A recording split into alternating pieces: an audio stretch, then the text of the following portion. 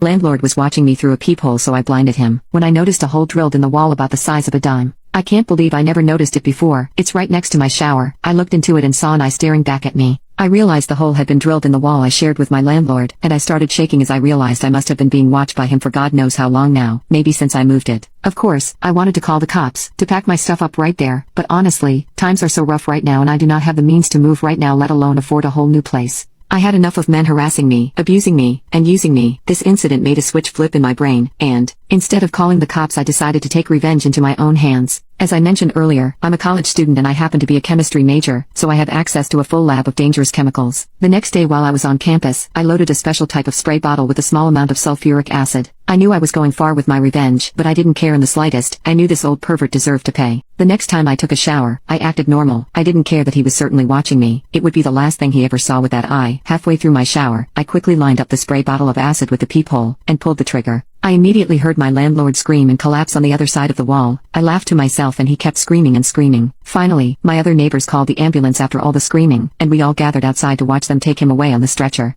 Before he was bandaged up, I saw blood leaking from his burned eye. His eye looked like a bloody raisin sitting in his eye socket. I made conversation with the EMT, and asked if my landlord was going to be alright. The EMT said he'd be fine, but he would bet money that he had totally lost that eye. I had to restrain myself from smiling, and I just hope he comes home and looks through the peephole with the other eye.